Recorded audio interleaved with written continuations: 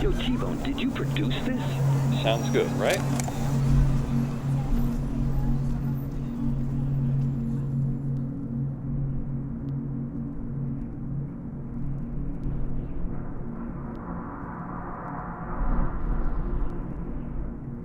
The northern lights themselves, way up in the magnetosphere, if that's where it is, that's not making any sound.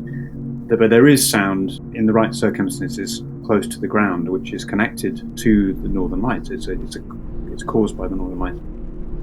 Indigenous traditions of Greenland and Canada and northern Scandinavia, people have heard those sounds for hundreds of years. They've built stories in connection, obviously, with the lights above all, but also to some extent with the sound. And I found it fascinating. The research that's kind of confirmed what Indigenous people knew is really quite recent, well within the last 20 years. And that's kind of astonishing to have that confirmation of what people knew, and indeed recording the sounds, which, as far as I know, he was the first to do it, this guy Unto Leino in Finland.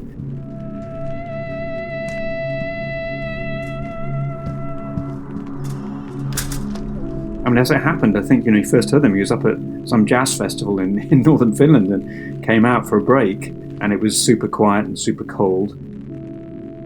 It needs to be super calm, no breeze, very cold. You get a thermal inversion, and then you get this kind of... It's basically, I think it's an electrostatic discharge quite close to the thermal inversion there, just a few tens or hundreds of meters above your head, which is caused by, I guess, if it's the right phrase, a potential difference, but there's an electrical charge in the air, which is connected to that light display way, way higher up.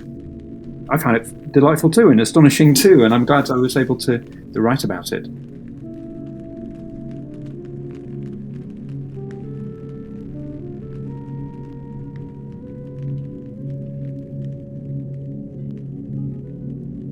Episode 29, Notes on the Auraculous. A conversation with Caspar Henderson, author of A Book of Noises. Do you remember, I forgot, there was this unpronounceable Icelandic volcano that put out a plume years ago and stopped all the flights, and the contrails went and the quietness was there.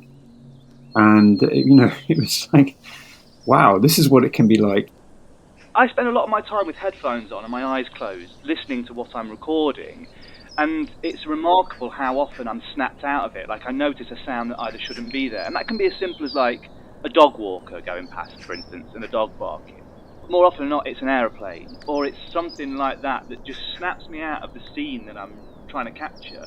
And most people are oblivious to it, but it's there all the time, it's happening all the time, and I find myself getting frustrated, like, angry at the world, like, let me just get the sound that I need, Yeah, I mean, but of course you've got, it's like when you're recording, you've got obviously a good microphone, and you're like hyper aware, aren't you? So you're picking up things which probably most of us would ignore most of the time, or just wouldn't perceive, or wouldn't consciously perceive, let's put it that way.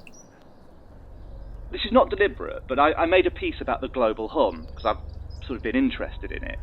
And a lot of the artists and producers I speak to seem to experience it. And I just wondered, like, it's just a question it's my first question to everyone. Do you experience the global hum at all? No, I don't. I mean, for me, it's more a metaphor, if that's it's not quite the right word. I mean, I think there are real phenomena which people hear. They seem sometimes to be connected to industrial facilities doing slightly odd stuff. And there might be something else. I try to keep an open mind. I have an acquaintance here in Oxford who's a brain scientist and studies hearing. The human ear is capable of detecting sound waves which are moving the medium, air in this case, usually, by significantly less than the diameter of a hydrogen atom. I mean, that's just extraordinary. It's just beyond amazing. So it may be that people, when it's quiet, maybe in the night, when other things are absent, they're hearing things, just the air itself moving. I don't know. I mean, I'm not talking about a breeze. I'm talking about something much more refined than that. In terms of the book, though, like, what, I don't know a huge amount about your background and stuff, so what brought you to writing this book? Do you want a short or a long answer? Listen, I think long is fine. I'm a listener, so long is good. I'll go for medium. So I'll start with the short answer, which is that I went to the Norfolk coast, place called Snettisham, isn't it? It's a nature reserve, and I heard there's a bird called a knot. When the tide's coming in over the wash, over that big mud, they're flying in a group and they're doing like a murmuration, and they're bright on one side of the bodies and dark on the other, so they kind of flash in and out of visibility as they move. And it's like both a murmuration, but also they appear and disappear. People talk about this quite a bit, and it's an amazing sight. But the time I went to see it, which happened to be a spring equinox and also spring tide, it's a beautiful sight. But they flew over our heads to get to actually a lagoon, and I was really kind of just totally taken by the sound of their wings as they came over. And it was one of those moments, one of those kind of moments when you really feel completely present and connected. And I was thinking, God, this is amazing. This is such a wonderful thing. But one of the other thoughts that came up was how little I know about sound. We live from even before we're born, right? Because baby's here in the womb. We live until we die, and it's often said, I haven't seen the scientific research, but it's often said, and we tend to believe that sounds are some of the last sensations we have as we die. So it's with us, and we have no, famously, we have no earlids. We have eyelids, but we don't have earlids. I thought, just let's learn some more. I wanted to discover more. Would you say you're a better listener now? I do believe that I do listen more, and I certainly feel I understand a little more than I did. I don't know if you have this experience, Tom, but people say when if you learn about the science of something, doesn't it take out the wonder of it and make it all grey, And I think certainly in music and other areas, the more you learn, the more amazing it is, the more fascinating it is, the more you might then be open to hearing something else. I mean, on Sunday, just after I got back from Thailand, I was in London and went to hear a Korean opera based on King Lear.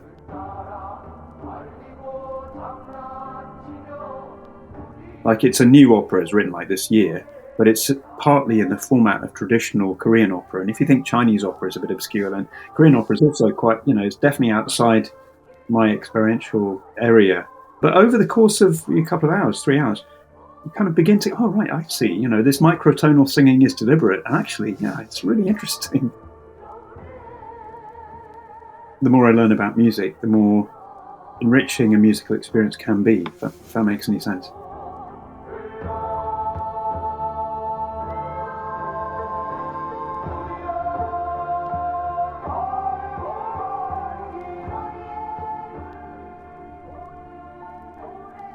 Little example, I talked briefly to a musician called Adrian Freeman who plays, he's English, but one of the instruments he plays is the shakuhachi, which is a Japanese flute. Very simple. I mean, I think it only has 5 or maybe 6 holes. There's one for the thumb underneath. The sound world of the Japanese flute is really different from the Western flute in that they don't just go for that pure fluting note. They experiment with timbre, and it can be really rough. It played an important role in a particular Buddhist tradition, where like wandering monks playing. Anyway, it's quite a kind of intense instrument. But just talking to him about his practice, I found very striking, and I felt quite fortunate to have a chance to talk to him and get some sense of why it mattered for him.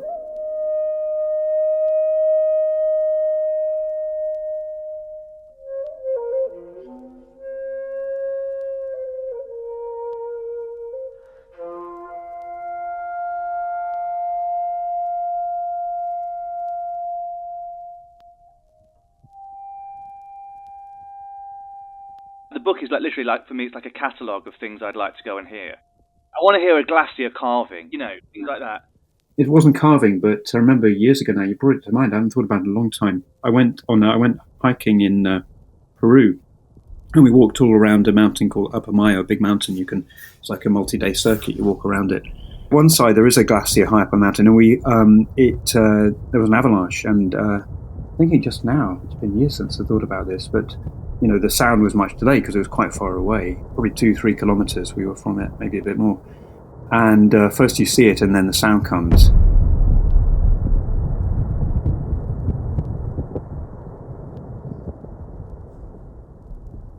And that's very, it's momentous is the first word that's coming to mind for me. It's hard to say what the emotions are, but my goodness, the sound of, to be present to those sounds.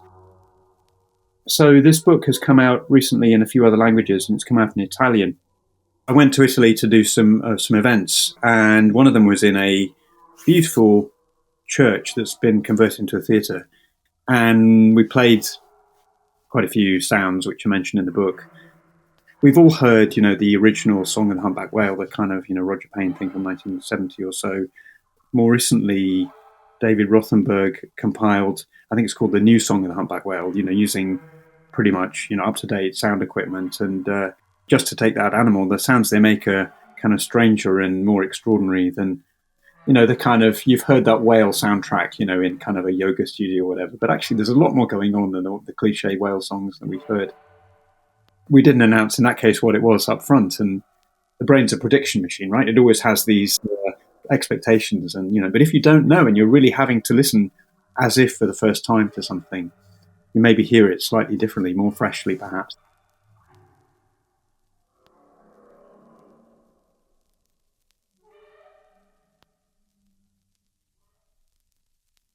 I mean, I found this in about the last 10 years of my life, when I've really been doing a lot more singing with community choirs.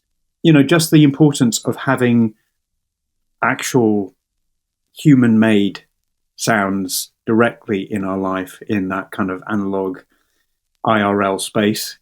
We are bodies, and we hear with our whole bodies, and we make sound with our whole bodies. Of course, it's also music and other language.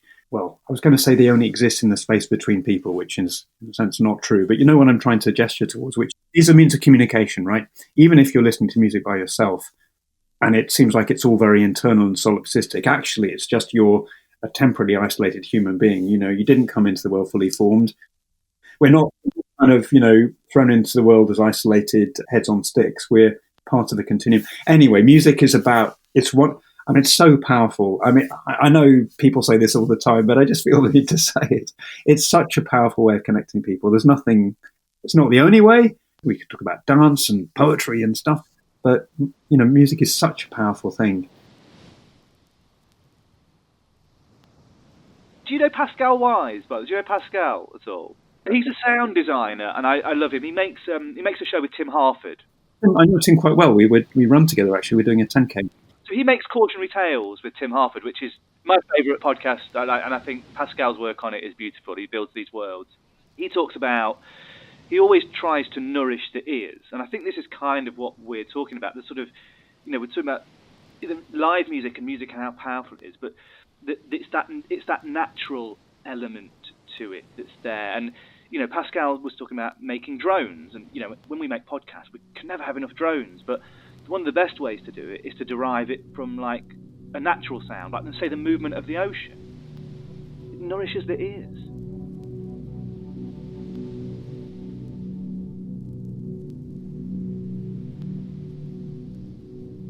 I mean, you mentioned the ocean, and I'm sure Tom, what you're talking about, broadly speaking, with waves is 1/f, right? It's pink noise. People get white noise and pink noise confused, and they call it white noise, but white noise is pretty harsh. Pink noise, which is inversely louder at the lower end, that's the sound of running water, broadly speaking. Of course, there's variation. Waves are big if the river is small or big, the waterfall. But that is the average sound of the planet in some sense. And that is, like a wild track is going to be something like 1/f often, roughly.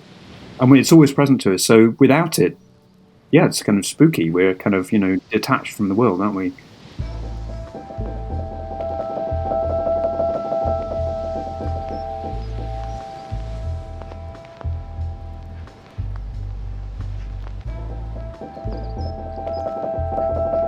So massive thanks to Caspar Henderson for chatting to me. I actually recorded that interview quite a while back now, and I'm sorry it took so long to come out. I do find it hard listening back to myself sometimes, which is why these things can take a while. But I love that episode. I had a lot of fun making it. Most of the music you heard in this episode was by myself, and again, maybe that's why it took so long. Caspar's book, A Book of Noises, is a massive recommend from me. Please go out and read it. It gives you a new appreciation for sound, and every chapter is really, really short and concise. Each one felt like an episode of this show, really. If you like what you heard, please do write us a review, give us a rating, and go to tbone.productions if you really want to say thank you. There's some merch there, some Sounds Good Right merch. I have got another episode on the way, so watch this space, it's a good one. And I'll speak to you soon. Cheers.